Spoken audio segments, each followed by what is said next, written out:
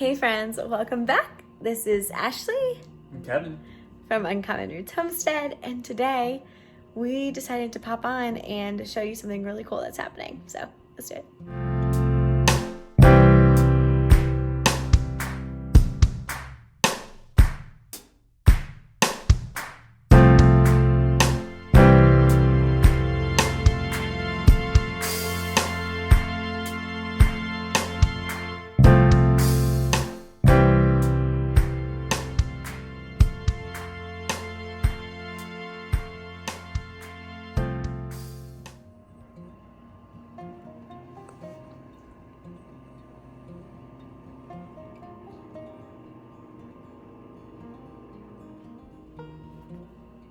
We're having a baby. Well, no, not really, actually, kind of. Not us. Not us. Ginger's having a baby. Mm-hmm. And Babs has had one too. And Babs had a baby. Which, like, I don't know. Everybody talks about chicken math. So we had, you guys know, we had 2 chickens in our backyard. For a really long time, for like a couple of years, and we just had the 2. In fact, when we went in the state of Tennessee, you actually can't buy less than 6 chickens at a time when you're purchasing from somewhere like Rural King or Tractor Supply. So when we went to buy, we like had to buy 6, so we went with friends to like split the 6 because who needed 6? And we used to actually talk about like, man, someday when we have land, like we never need more than 6 chickens. Like we actually said that. It's one of those things where like you look back and you're like, that's funny. That was a lot of chickens ago. That was a lot of chickens ago. So what happened was our chickens came of age, and we have George, who you guys know, he's mean, and we have Jerry, and they started doing their rooster thing, and so we were like, hey, these eggs are probably fertilized. And we had cracked a few to eat, and you could tell that they had the some of them bullseye. had been, so we figured that most of Ginger and Bab's eggs were probably fertilized because Jerry and George, they're good at their jobs. They're good at their jobs. They're good at their job. So yeah, we threw 4 eggs in the incubator, 2 Babs, 2 Ginger, and we've never done this before. Like we've never hatched eggs before. Like I didn't even do it in school. I think you did it in school. Yeah. But I have never done it before. And so we were like, had low expectations. Like Kevin thought 1 would hatch. I thought none would hatch. I had never done it. Like we did it in school when we were kids, but we just like for science class they bought eggs that were fertilized. It's never happened like with our own chickens, which takes it to a whole new level, which is really cool. Yeah. And for us, it's cool to be part of the process of. I don't know. We feel blessed. I feel like to like just be a part of seeing new life created. Yeah. It's really interesting. Really cool. But yeah, it's like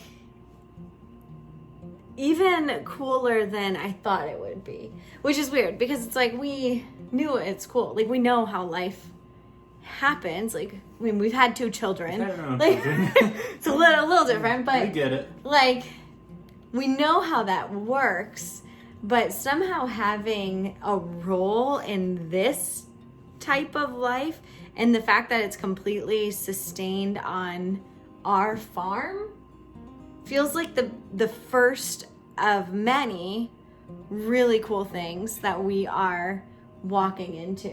And I think that's why it's cool, because it's like we talk about sustainability. We have goals of being sustainable. But today, you know, I mean, you guys know we don't live on the land. We're building our garden right now. Like we have chickens. We're obviously eating eggs. But that's really as far as like our true sustainability goes. Like we're preparing this place to hopefully achieve food sustainability in the next, 5 years. But right now we're not super sustainable in practice, other than like breakfast. And in the summer a lot more. Like in the summer we're able to supplement a lot more of our like food, but really just vegetables and Probably just vegetables at this point. Yeah. And so like having something, like having eggs that were fertilized on our farm that now hatch chicks that we can both raise to hatch more eggs, or lay more eggs that we could eat, or we could eat them and they completely can't, like there was nothing purchased there. Like that is really cool. And that's like exactly what we're trying to do. And I think the fact that like neither of us thought it was gonna work, I don't know why we didn't think it was gonna work. Like we have an incubator, we put the eggs in the incubator. Like, well, we weren't totally sure that all of them were fertilized. True. We had a good idea that at least some of them were. I think I guessed that there would be one hatched. Yeah. But even I was surprised to see that one of them hatched. I don't know why. It came early. It hatched on day 19, like sometime during the evening between day 18 and 19, which like chickens are supposed to take 21 days. Like they shouldn't hatch till tomorrow.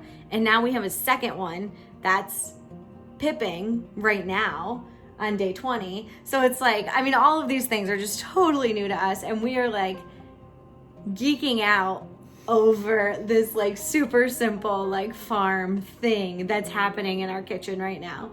And it's getting out of control because yesterday, I wish we would have brought the camera.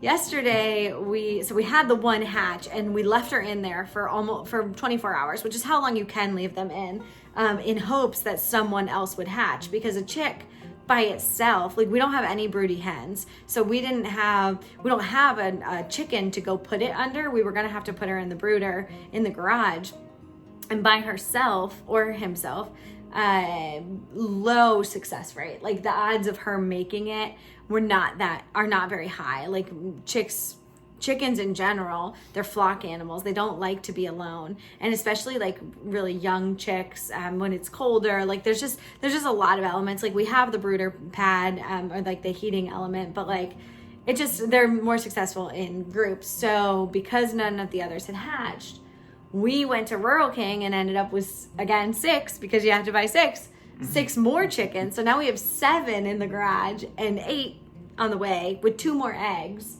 And still tomorrow is like the technical due date. So I don't know. We might have more hatch. Yeah.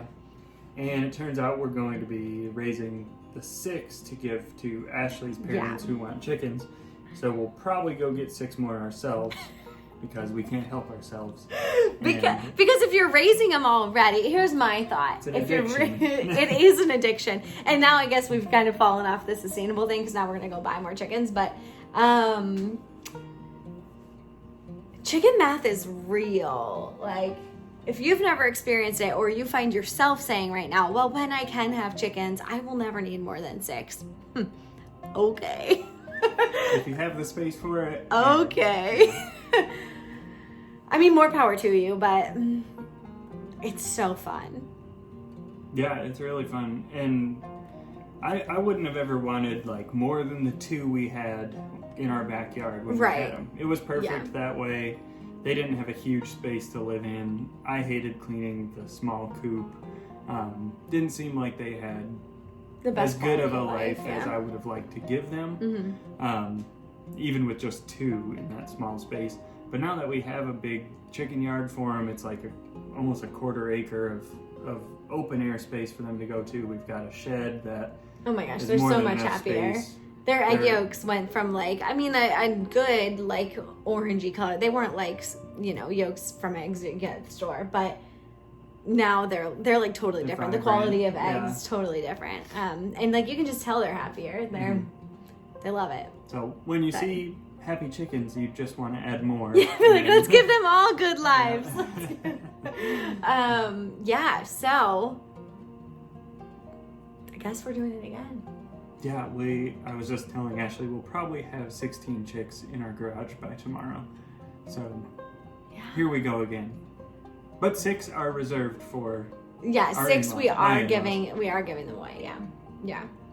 And the ones that we're hatching out, like, again, it's just like so cool for us. We've never done it before. So if you're interested in hatching eggs and you've not done it before, what we did, we bought an incubator. I'll link it. We actually bought one of the like more affordable incubators off Amazon. I asked for recommendations, and honestly, nobody could give me like a glowing recommendation for an incubator. So I didn't feel like it made sense for us to go spend $200 on an incubator that had like some good reviews, some bad reviews, and nobody really was like, yes, this one. So I went with one of the cheaper options on Amazon that had pretty good reviews and a lot of reviews. And chicken eggs incubate for 21 days. So you set the incubator. I actually ran it for a week before we put eggs in it, just to make sure. I actually bought like little hydrometers that also tell our thermometers also, and I put them in it to see, like, to gauge whether or not it held a consistent temperature and like all of those things, to make sure we didn't put eggs in and then accidentally cook them, or put them in and like the temperature fluctuated too much that they wouldn't hatch. And then for chicken eggs, so on days 1 through 17, you want the temperature to be between 99 Fahrenheit and 102 Fahrenheit. And then you want the humidity to be between 50 and 55%. So I just watched the hydrometer and the temperature in there and made sure it stayed within that range. I actually didn't have to adjust it at all. And then I just kept adding water to keep it around 55%. And then on day 18, the eggs go into lockdown, which means you like remove whatever's been turning. So you have to turn the eggs during those first 18 days or 17 days. The one I bought actually has an electric turner, which was great because we basically set it on the counter and forgot about it. Like, I just checked the humidity every day, which it's sitting literally right in our kitchen. So that just meant looking at the thing. If it said less than 50, I just like tossed some water in. But so on day 18, like, you have to remove the turning element, which with ours looks like this. And I'll take a little bit more video so you can see what the actual incubator looks like. But you remove this on day 18. You're also supposed to remove the turning tray. I didn't do that. So apparently that one's not like super critical step. It just means that like the chicks, when they hatch, they were closer to the top, like closer to the heating element, which it could be bad. But we decided, because I forgot and we already had one hatched by the time she hatched, and I was like, why? She doesn't have any room to stand up in there. Like, she's hitting her head. We were like, oh my gosh, I left the tray in there. But at that point it was too risky to try to fix it, so we just left it. And she's totally fine. She's totally fine. So we'll like, these ones hopefully will be fine. And then next time, I know, you take the bottom tray out so that they're a little lower. But then day 18 through 21, again, you want that temperature to stay between 99 and 102. And then you want the humidity at that point. You want the humidity at that point to stay between like 70 and 75. So you want more humidity during the hatch. There are a couple of reasons for that. Mostly, you don't want, like, what can happen when they're trying to hatch is that they can actually get like shrink wrapped if the humidity drops too low, which is like where the inside of the egg would just like suction to the chick itself. Like, they need that extra humidity to help them hatch. So anyways, that is the process that we followed. We so far have been really happy with this incubator for what we paid. Yeah, you put 9 chicken eggs in it at a time. Basically, they have to be able to fit in this. You do 9 chicken eggs or like up to 15 quail eggs. We actually bought these for quail when we bought them because we want to do quail eggs and we want to hatch them, which we decided we're kind of putting the brakes on that project and going to do that a little bit later. But anyways, that's why I bought this one. We like it. It doesn't even have a name. Like, I found that 99% of the incubators were made in China. I couldn't find any that were made in America.